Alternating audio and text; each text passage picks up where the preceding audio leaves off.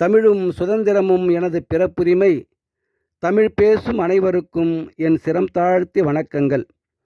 ஒளிரும் ஒளி என்ற தலைப்பில் இது எனது 9வது படைப்பு. உ.வே. சாமிநாத ஐயர். தமிழறிஞர், புலமை பெருங்கடல், தமிழ் தாத்தா, பதிப்புத்துறையின் வேந்தர், பண்டைய தமிழ் இலக்கியங்களின் பிரதிநிதி, தட்சிண கலாநிதி, மகாமகோபாத்தியாயா, குடந்தை நகர் கலைஞர், செல்களின் வாயில் சென்ற தமிழ்த்தாயை மீட்டு காத்த தமிழ் காவலன் ஆகிய பட்டங்களை தாங்கி வாழ்பவர்தான் உ.வே. சாமிநாத ஐயர். 1855ஆம் ஆண்டு பிப்ரவரி மாதம் 19ஆம் நாளன்று தஞ்சாவூர் மாவட்டத்தில் உள்ள உத்தமதானபுரம் என்ற ஊரில் பிறந்தார். இவரது பெற்றோர்கள் வேங்கட சுப்பையர், சரஸ்வதி அம்மாள் என்பவர்களாவர். பெற்றோர் இவருக்கு இட்ட பெயர் வேங்கடராமன் என்பதாகும்.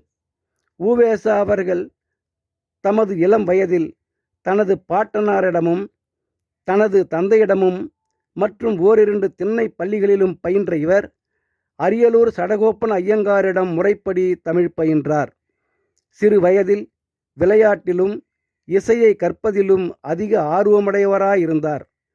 படிப்பில் மட்டுமே அதிக ஆர்வம் கொண்டவனாக தன் மகன் இருக்க வேண்டுமென தந்தை விரும்பினார். உ.வே.சா தமிழில் ஆர்வம் கொண்டவராக விளங்க காரணமாயிருந்தவரும் தமிழ் அறிஞராக வளர ஊக்குவித்ததும் சடகோப்பன் ஐயங்கார் என்பவரே ஆவார். 17 வயதில் திருவிளையாடற் புராண நூலை மகாவித்வான் தஞ்சாவூர் திரிசிபுரம் மீனாட்சி சுந்தரம் பிள்ளை என்பவரிடம் 5 ஆண்டுகள் கற்று தேர்ந்தார். இவரது குடும்பம் தீராத வறுமையில் வாடிய போதும் குடும்பத்திற்காகவும் உ.வே.சா கல்வி கற்பதற்காகவும் தந்தை மிகவும் முயற்சி மேற்கொண்டார். அக்காலத்தில் இவரது குடும்பம் நிலையாக ஒரு ஊரில் கூட தங்குவதற்கு கூட வசதியில்லாமல் இடம்பெயர்ந்து வாய்ப்புகளை தேடி அலைந்த போதும் மனம் தளராமல் விடாமுயற்சியுடன் கல்வி கற்றார். இவரது தந்தை ஊராகச் சென்று இராமாயண விரிவுரைகளை சொல்லி விளக்கும் பணிகளை செய்து வந்தார். உ.வே.சாவும் தந்தையுடன் இருந்து உதவிகளை செய்து வந்தார். 14வது வயதில் 8 வயதுடைய பெண்ணுடன் உ.வே.சாவுக்கு திருமணம் நடைபெற்றது. பாடல்கள் எழுதும் நுணுக்கங்களை விருதாச்சலம் ரெட்டியாரிடம் கற்றார். படித்து தெரிந்து கொள்வதை விட மற்றவர்களிடம் கேட்டு தெரிந்து கொள்வதையே மேலானதாய் கருதினார். நன்னூல், தொல்காப்பியம் போன்ற இலக்கண நூல்களையும் சமகாலத்தில் இயற்றிய பிள்ளைத்தமிழ், கோவை முதலிய இலக்கியங்களையும் இதே போன்றே தமிழ் அறிஞர்களிடம் பாடம் கேட்டு புலமையடைந்தார். சிறு வயது முதலே நன்னூலை நன்கு கற்று தேர்ந்திருந்ததனால் இவருக்கு இது மிகவும் உதவியாக இருந்தது. எந்த புலவரிடம் இவர் பாடம் கேட்கச் சென்றாலும் இவர் கற்ற நன்னூல் புலமை இவருக்கு கைகொடுத்து உதவியது. தனது கல்லூரி பணியை தொடங்குவதற்கு முன்பாக தமிழ் ஆசிரியராக பல காலம் பணியாற்றினார். திருவாடுதுறை ஆதீனத்துடன் பழக்கம் ஏற்பட்டதால் உ.வே.சாவால் அரிய தமிழ் தொண்டினை ஆற்ற முடிந்தது. கும்பகோணம் அரசினர் கல்லூரியின் தலைமை ஆசிரியராக இருந்த தியாகராஜ செட்டியார் என்பவர் உ.வே.சாவை தமிழ் ஆசிரியராக இவர் பணி செய்த இதே கல்லூரியில் பணிக்கு சேர்த்து விட்டார். 1880ஆம் ஆண்டு முதல் தொடர்ந்து 23 ஆண்டுகள் பணிபுரிந்து தன்னிடம் பயின்ற மாணவர்களுக்கு வளமான தமிழறிவை புகட்டினார். 1903ஆம் ஆண்டு சென்னை மாநில கல்லூரியில் தமிழாசிரியராக பணி பொறுப்பை ஏற்றார். 1924ஆம் ஆண்டு மீனாட்சி தமிழ் கல்லூரியின் முதல்வர் பொறுப்பை ஏற்றார். கும்பகோணம் அரசினர் கல்லூரியிலும் சென்னை மாநில கல்லூரியிலும் பணிபுரிந்து வந்த காலகட்டத்தில் பல நூல்களை பதிப்பித்து வெளியிட்டுள்ளார். 1855 முதல் 1942 வரை உள்ள தமிழ் மொழியில் அழிந்து போகும் நிலையிலிருந்த பண்டைய தமிழ் இலக்கியங்களை பலவற்றை தேடி அலைந்து பெற்று உரை எழுதி அச்சிட்டு பதிப்பித்தார். உ.வே.சாவின் தனிச்சிறப்பு என்னவென்றால், நூல்களை பதிப்பிக்கும் போது இவர் சேகரித்த அனைத்து தகவல்களையும் அந்த நூலில் சேர்த்து பதிப்பிப்பார். 20ஆம் நூற்றாண்டின் தொடக்கத்தில் தமிழுக்கு தொண்டாற்றியவர்களுள் உ.வே.சா குறிப்பிடத்தக்கவர். தமது அச்சுப்பதிக்கும் பணியினால் தமிழ் இலக்கியத்தின் தொன்மையையும் செழுமையையும் உலகறியச் செய்தவர். 90க்கும் மேற்பட்ட புத்தகங்களை அச்சுப்பதித்தது மட்டுமன்றி 3000க்கும் அதிகமான ஏட்டு சுவடிகளையும் கையெழுத்து ஏடுகளையும் சேகரித்திருந்தார். சங்க இலக்கியங்களையும் பழந்தமிழ் நூல்களையும் சேகரித்து பதிப்பித்ததன் மூலம் தமிழ் மொழிக்கு புத்துயிர் அளித்தவர் இவர். இவர் ஏட்டு சுவடைகளை பார்த்து அப்படியே அவைகளை பதிப்பித்தல் மட்டும் செய்யவில்லை. சிதைந்து மறைந்துவிட்ட அடிகளையும் சொற்களையும் கண்டுபிடித்து முழு பொருள் விளங்கும்படி செய்தார். ஆசிரியர் குறிப்பு, நூல் குறிப்பு போன்ற செய்திகளையும் தொகுத்து வழங்கி இந்த நூல்களை குறித்த முழு புரிதலுக்கும் வழிவகுத்தார். உவேசா இல்லையென்றால் சங்ககால இலக்கியங்கள் எதுவுமே நமக்கு கிடைத்திருக்காது. இவரது சீரிய இப்பணியின் மூலம் தமிழ் மொழிக்கு புத்துயிர் அளித்தவர் இவர். ஆராய்ச்சி மற்றும் பதிப்பியல் துறையின் முன்னோடியாக இவரை கருதுகின்றார்கள். தமிழ் மொழியில் இவர் ஆற்றிய அளப்பரிய தொண்டிற்காக உவேசா அவர்கள் தமிழ் தாத்தா என போற்றப்படுகிறார். இவர் அச்சுப்பதித்த முக்கிய நூல்கள் காவிய நூல்களாகிய சீவக சிந்தாமணி, சிலப்பதிகாரம், மணிமேகலை, பெருங்கதை, உதயகுமார காவியம் போன்றவையும், சங்க இலக்கியங்களாகிய பத்துப்பாட்டு, புறநானூறு, ஐங்குறுநூறு, பதிற்றுப்பத்து, பரிபாடல், குறுந்தொகை நூல்களும், இலக்கிய நூல்களாகிய புறப்பொருள் வெண்பாமாலை, நன்னூல், மயிலைநாதர் உரை, சங்கர நமசிவாயர் உரை, தமிழ்நெறி விளக்கம் ஆகியவையும், பிரபந்த நூல்களாகிய மீனாட்சி சுந்தரம் பிள்ளை பிரபந்த திரட்டு, சிவக்கொழுந்து தேசிகன் பிரபந்த திரட்டு, குமர குருபரர் பிரபந்த திருட்டு, தக்கையாக பரணி, பாசவதை பரணி போன்றவைகளும், 8 தொகை, புராண நூல்கள் 12, உலா நூல்கள் 9, கோவை நூல்கள் 6, தூது நூல்கள் 6, வெண்பா நூல்கள் 13, அந்தாதி நூல்கள் 3, பரணி நூல்கள் 2, மும்மணி கோவை நூல்கள் 2, இரட்டை மணிமாலை நூல்கள் 2, இதர பிரபந்த நூல்கள் 4 ஆகியவை அடங்கும். 1887 சீவக சிந்தாமணி நூலை விரிவான முன்னுரை, நூலாசிரியர் வரலாறு, உரையாசிரியர் வரலாறு மற்றும் கதை சுருக்கத்துடன் பதிப்பித்தார் உவேசா. 1889 ஆண்டு உவேசாவின் 34வது வயதில் பத்துப்பாட்டு நூல் புதுப்பிக்கப்பட்டது. உவேசாவின் சொந்த படைப்பு நூல்கள் என் சரித்திரம், நான் கண்டதும் கேட்டதும், கட்டுரை நூல்கள், நல்லுரை கோவை 4 பாகங்கள், நினைவு மஞ்சரி 2 பாகங்களும், பிற உரைநடை நூல்களாகிய புதியதும் பழையதும், மணிமேகலை கதை சுருக்கம், புத்த சரித்திரம், திருக்குறளும் திருவள்ளுவமும், கலைமகள் துதி, திருலோக மாலை, ஆனந்த வள்ளியம்மை, பஞ்சரத்தினம் போன்றவற்றையும், சங்ககால தமிழும் பிற்கால தமிழும், நல்லுரை கோவை போன்ற நூல்களையும் எழுதி வெளியிட்டுள்ளார்.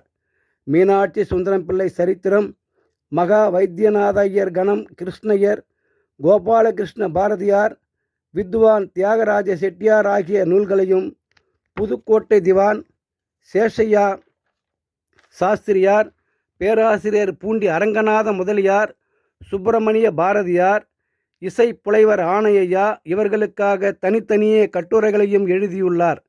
நூற்றுக்கணக்கான மைல்கள் நடந்தே சென்று ஓலை சுவடிகளை சேகரித்து பதிப்பிப்பதில் அலாதி திறன் படைத்தவர். இவரிடம் படித்த மாணவர்கள் இவருக்கு உதவி செய்பவர்களாகவும் இருந்தார்கள். தம்மிடம் இருந்த சொத்துக்களை விற்று இலக்கிய தமிழ் நூல்களை பதிப்பித்தார். தமிழர்கள் பலர் இவருக்கு தந்த ஊக்கத்தின் காரணமாக உவேசா அவர்கள் பதிப்பித்தல் பணியினை செழுமையாக செய்ய காரணமாகவும் இருந்தது. உவேசா அவர்களின் விடாமுயற்சியால் ஏடுகளிலிருந்த மணிமேகலை, சிலப்பதிகாரம், சீவக சிந்தாமணி, பத்துப்பாட்டு, புறநானூறு போன்ற சங்ககால இலக்கியங்கள் அச்சு நூல்களாக வெளியிடப்பட்டன. பல இடர்பாடுகளுக்கு இடையேயும் உவேசா அவர்கள் பதிப்பித்தல் பணியினை திறம்பட செய்தார்.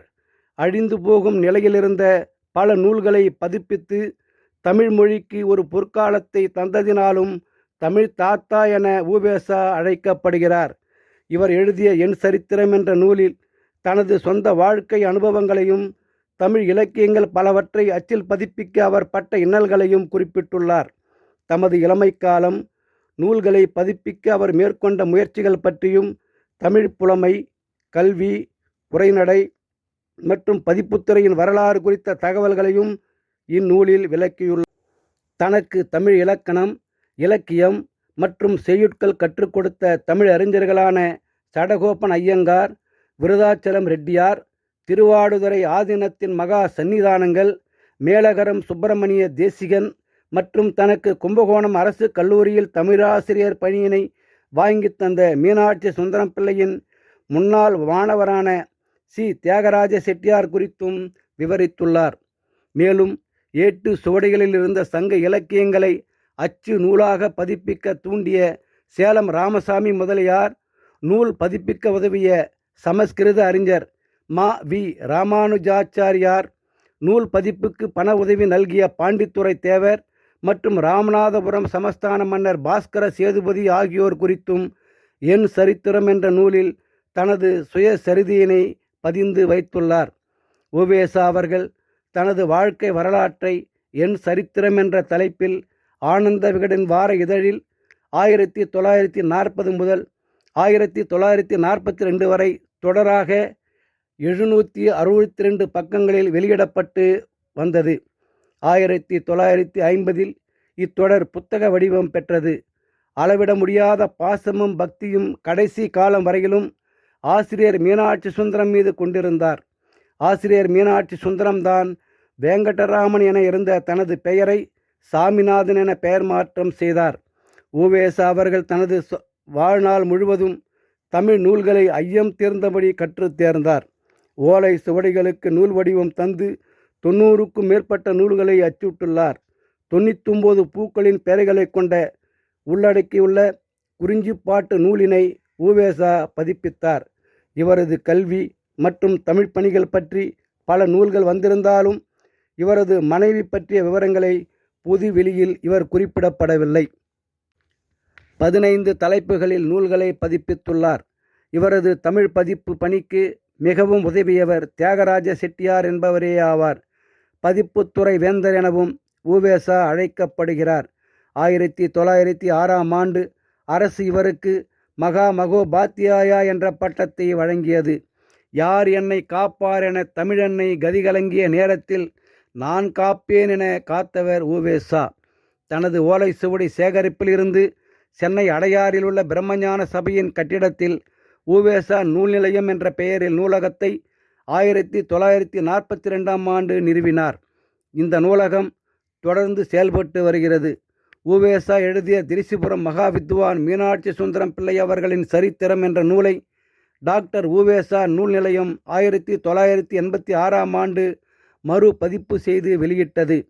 1874ஆம் ஆண்டு முதல் 1942ஆம் ஆண்டுக்குள் உவேசா அவர்களின் பதிப்பத்தில் காலமாக கருதப்படுகிறது. உத்தமதானபுரத்தில் உவேசா அவர்கள் வாழ்ந்த வீடானது தமிழக அரசால் நினைவு இல்லமாக பாதுகாக்கப்பட்டு பராமரிக்கப்படுகிறது. தமிழுக்கும் இலக்கியத்துக்கும் ஆற்றிய பங்களிப்பினை பாராட்டி 1932ஆம் ஆண்டு மார்ச் 21ஆம் நாளன்று சென்னை பல்கலைக்கழகம் மதிப்புறு முனைவர் பட்டம் தந்து உவேசாவை சிறப்பித்துள்ளது. 2006ஆம் ஆண்டு பிப்ரவரி 18ஆம் நாளில் மத்திய அரசு உவேசாவுக்கு நினைவு அஞ்சல் தபால் தலை வெளியிட்டு பெருமைப்படுத்தியது. காந்தியால் பாராட்டப்பட்டவர், தமிழுக்காக பல பட்டங்களை பெற்றவர், தமிழை தழைக்கச் செய்தவர், தமிழுக்காக அரும் பாடுபட்டவர், தமிழ் தாத்தா என மக்களால் அன்புடன் அழைக்கப்படும் டாக்டர் உவேசா அவர்கள் 1942ஆம் ஆண்டு ஏப்ரல் மாதம் 28ஆம் நாளன்று 87வது வயதில் இயற்கை எய்தினார். நன்றி நண்பர்களே. மற்றுமொரு காணொளியோடு உங்களை சந்திக்கிறேன். வாழ்க வளமுடன். வணக்கம்.